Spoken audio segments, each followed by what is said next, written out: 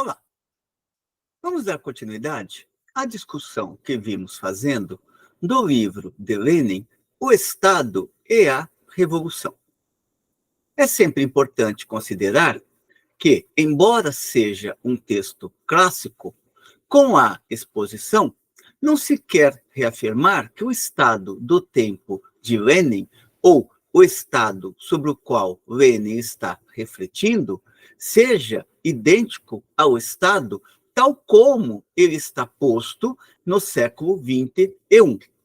A importância de resgatar este texto de Lenin se dá em razão de que, a todo momento, ele traz à tona o que é a essência do Estado, desmistificando leituras que possam ver no Estado o Estado como representante da consciência coletiva ou dos interesses coletivos, portanto, o Estado como representante igualitário de todas as classes que constituem uma determinada sociedade. Portanto, o que temos procurado resgatar em nossa exposição é como Lenin resgata o pensamento de Marx e como Marx apresenta a questão do Estado. Lembremos também que Lenin está investigando o Estado dentro de uma situação concreta, aquele que configurava a nascente sociedade soviética. Portanto, a finalidade da exposição não é evidenciar que existam modelos de Estado, e sim resgatar qual é, dentro da teoria proposta pelo campo marxiano e marxista, expor qual é a compreensão que se tem do Estado, que é uma compreensão bem distinta daquela da qual se apossam sociais-democratas ou então liberais, para não dizermos os conservadores em geral. Feitas estas considerações preliminares, neste capítulo 3, intitulado A Experiência da Comuna de Paris de 1871, a análise de Marx, Lenin vai procurar aprofundar colocações que estabeleceu no capítulo 2. O capítulo 2, ele trabalha fundamentalmente com a ideia de que a leitura de Marx sobre o Estado amadureceu a partir dos anos 1850. É bem distinta a leitura nos anos posteriores a 1850 daquela leitura que estava proposta, seja no livro Miséria da Filosofia, seja no livro ou no texto do Manifesto Comunista. E isto porque, a partir de 1851, ficava mais claro ainda para Marx o caráter das revoluções burguesas, o caminho no qual desembocavam as experiências de revoluções burguesas. Além do que, a partir dali, se colocam também cada vez mais as experiências concretas de estados burgueses, no qual o Estado vai cumprir um papel fundamental. Sabemos que a Comuna de Paris ocorreu em 1871 e acabou com milhares de mortos do lado dos comunardos. Lenin resgata aqui quais são as considerações que Marx fez a respeito da experiência da comuna, uma vez que as reflexões de Marx para Lenin deveriam ser aprofundadas no sentido de conduzir à instauração ou consolidação da sociedade soviética como sociedade comunista, ou da sociedade russa, à época, como sociedade comunista. Lembremos que o fenômeno da União Soviética será posterior à Revolução de 17. Lenin começa observando que, inicialmente, Marx não tinha bons olhos em relação às possibilidades dos movimentos da comuna, mas, tão logo este movimento foi realizado, ou seja, tão logo Paris foi cercada pelos comunardos, de tal modo a instaurarem um modelo de sociedade emancipada, de sociedade sem classes, aquilo acabou apontando para a necessidade de pensar cientificamente aquela experiência e também os seus resultados posteriores. Para Marx, a comuna, ainda que não tenha atingido seu objetivo, tratou-se de uma experiência histórica de enorme importância. Portanto, era necessário analisar esta experiência e tirar dela as lições de tática, rever na base dela a teoria que também esteve presente no desdobramento da comuna, no período em que a comuna conseguiu se manter de pé antes de sofrer o esmagamento das forças reacionárias mais de 2 meses depois. A ideia de Marx, observa Lenin, a ideia de Marx consiste em que a classe operária deve quebrar, demolir a máquina de Estado pronta e não se limitar simplesmente à sua conquista. E Marx vai aprofundar estas reflexões a partir de 1850 e, sobretudo, com a experiência da Comuna de Paris em 1871. Para isso, Lenin resgata uma carta que Marx escreveu a Kugelmann, em 12 de abril de 1871. Nesta carta, ele observa que, se olhares o último capítulo do meu 18 Brumário, constatarás que considero que o próximo experimento da Revolução Francesa consistirá não mais em transferir a maquinaria burocrático-militar de uma mão para outra, como foi feito até então, mas sim em quebrá-la. Esta é a pré-condição de toda revolução popular efetiva. Lembrando que quebrar a máquina do Estado só vai ser efetivamente possível a partir do momento, dentro da leitura leniniana e da leitura marxiana, só seria possível a partir do momento em que a burguesia, enquanto classe, estivesse já derrotada efetivamente. Revolução popular, para Marx, observa Lenin, tem um caráter bastante específico.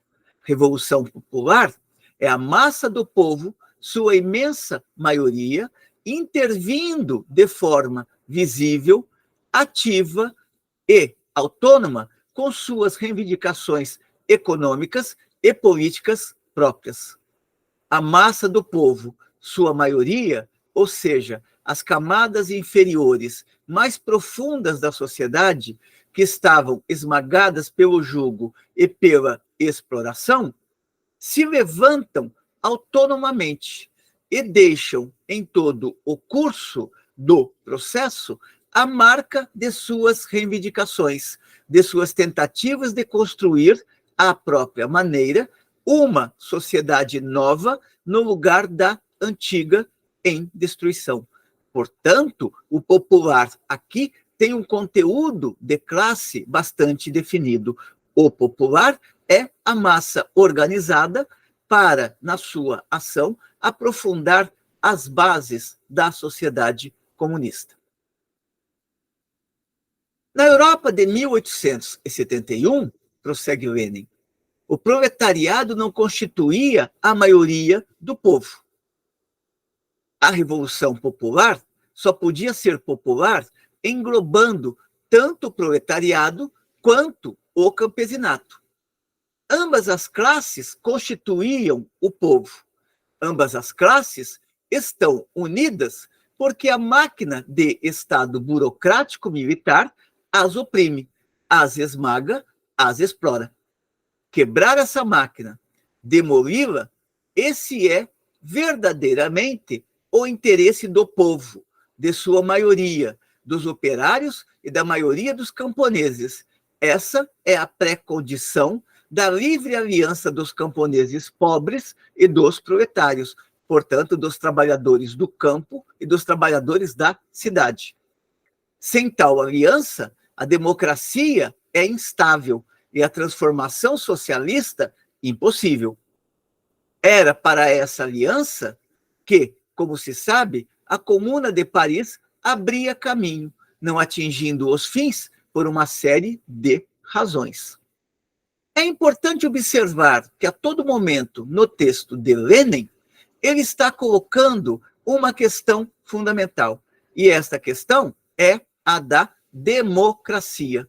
Mas não a democracia pensada enquanto representação popular ou representatividade popular, e sim a democracia enquanto sociedade na qual as decisões são tomadas pela grande maioria, não pro forma, mas sim de maneira a serem encaminhadas em prol da grande maioria.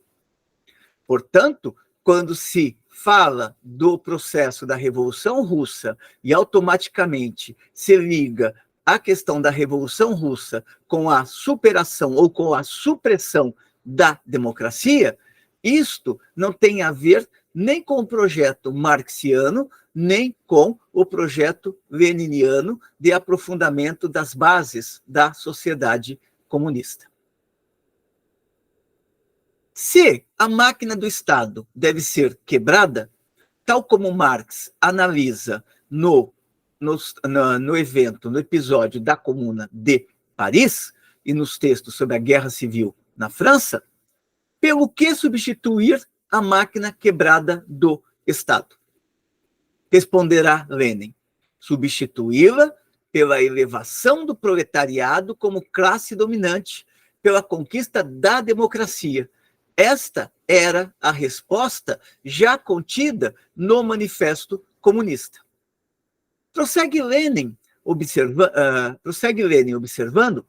que Marx esperava da experiência do movimento de massas a resposta à questão de quais formas concretas tomaria essa organização do proletariado como classe dominante, de que maneira precisa essa organização se conciliaria com a mais completa e a mais consequente conquista da democracia.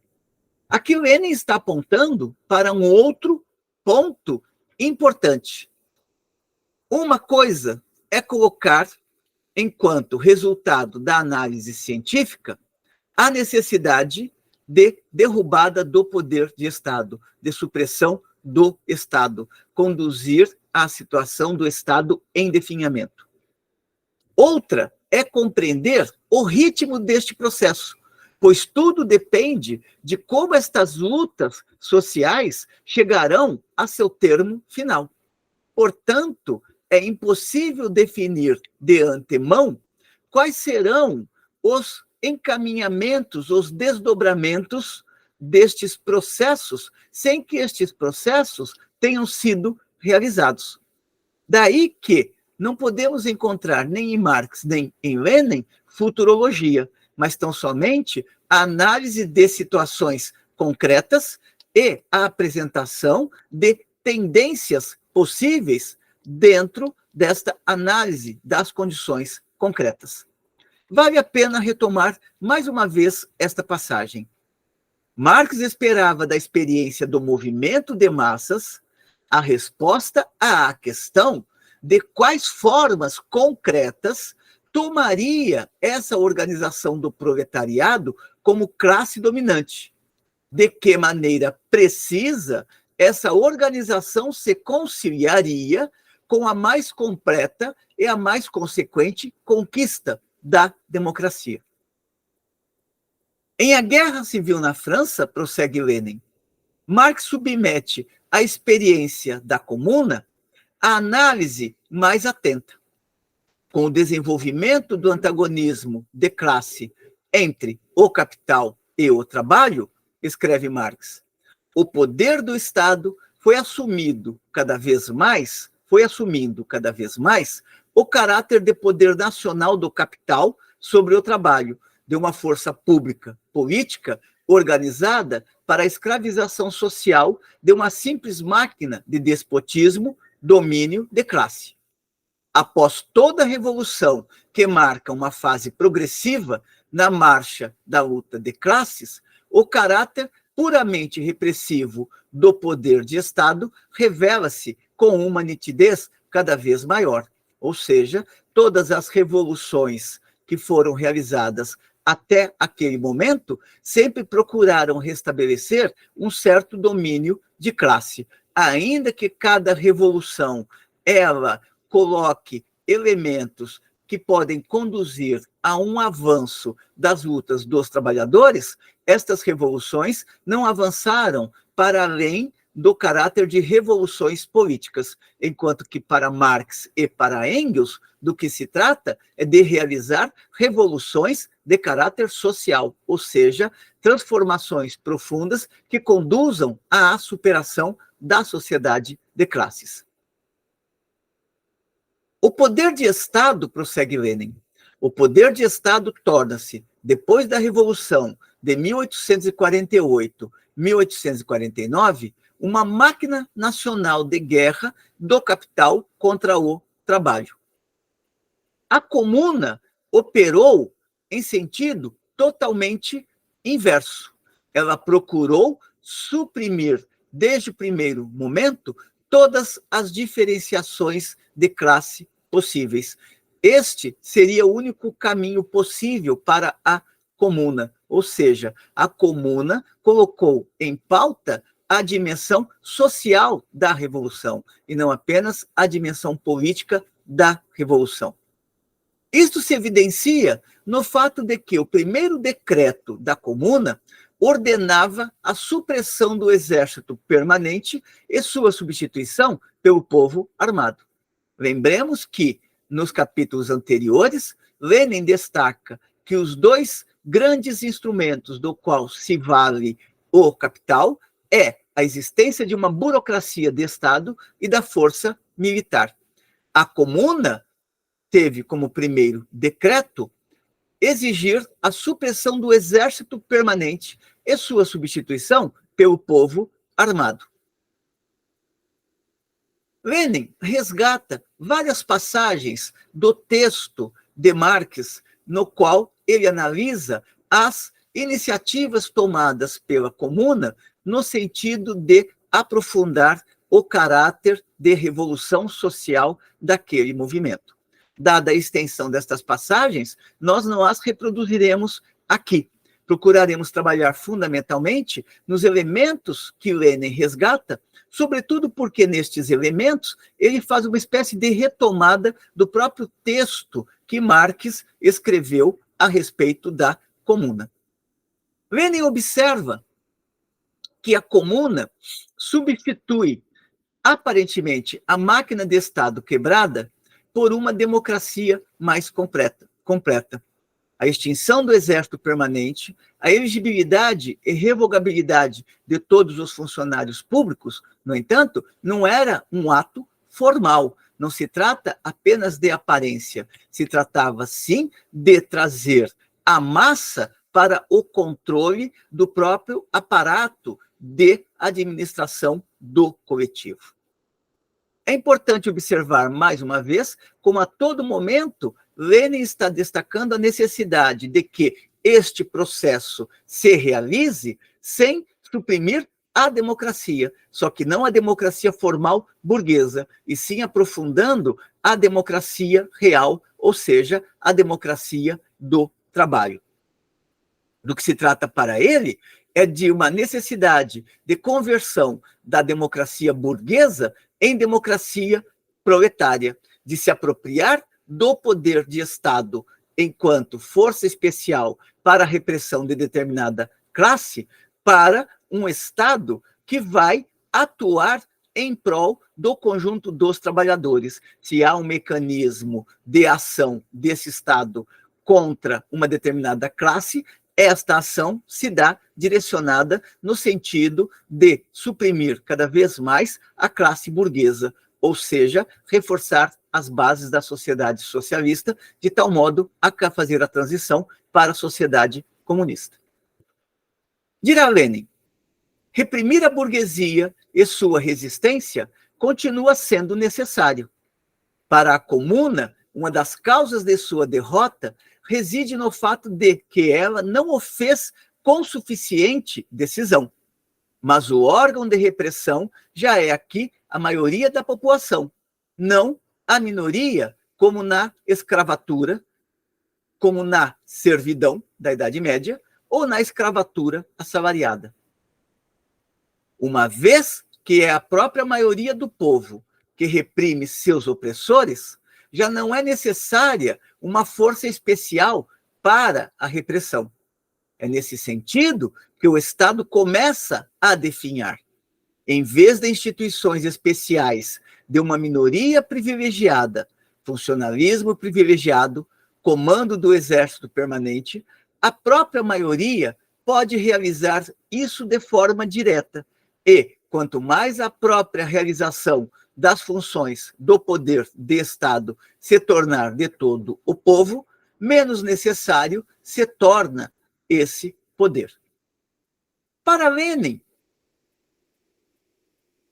a ação ou fazer com que a classe trabalhadora faça a gestão do aparato da vida social tornou-se possível em razão das próprias bases que foram criadas pela sociedade capitalista. Na leitura de Lenin, a cultura capitalista criou funções simplificadas de tal maneira que elas passaram a ser realizadas basicamente como registros de operações. Ou seja, para Lenin, a tarefa administrativa ela havia se simplificado, de tal modo que isto permitiria, já no primeiro momento, que uma ampla gama de trabalhadores pudessem se apropriar de funções que antes eram executadas fundamentalmente por uma burocracia especializada. Basta, para isso, observará Lenin, que esta camada de trabalhadores tenham uma alfabetização adequada e um grau de conhecimento adequado para realizar aquelas atividades e, posteriormente, aprofundar estas aquisições junto aos demais trabalhadores. É importante observar aqui como que Lenin está apresentando uma outra leitura da questão da burocracia. A burocracia domina em razão de que ela se apropria de um determinado tipo de conhecimento que apresenta como sendo o conhecimento capaz de ser apropriado apenas por um determinado grupo de indivíduos. Outra é a leitura de Lenin. O poder da burocracia se dissolve tão logo através da educação, da formação, do aprimoramento dos trabalhadores, eles incorporarem elementos possíveis de conhecimento sobre a administração da coisa pública. Marx escreveu, observa Lenin, a comuna tornou realidade o lema das revoluções burguesas, o governo barato, e isto, ao destruir, suprimir as duas maiores fontes de gastos, ou seja, o exército permanente e o funcionalismo de Estado. Na comuna, o sufrágio universal deixou de ser formal para ser efetivamente real.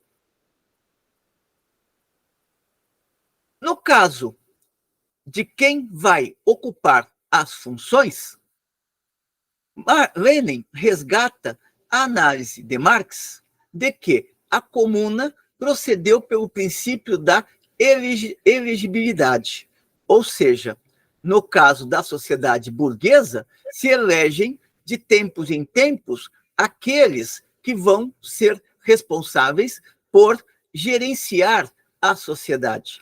Já no caso da comuna, as posições ocupadas pelos indivíduos eram revogáveis a todo momento, ou seja, não se trata de encastelar um indivíduo em uma função. É necessário que ele também desenvolva as habilidades necessárias e os conhecimentos necessários para desenvolver as atividades dentro daquele setor para o qual foi destinado, assim como vários outros, de tal modo a atender ao coletivo. Lembrando também que na ideia de realizar funções públicas, não está contido nem para Marx, nem para Lenin, a ideia da especialização em uma determinada tarefa, uma vez que tanto um quanto o outro operam com a formulação de que a finalidade da sociedade comunista seria a liberação de tempo livre e não a escravização dos indivíduos a uma única e mesma atividade para toda a vida.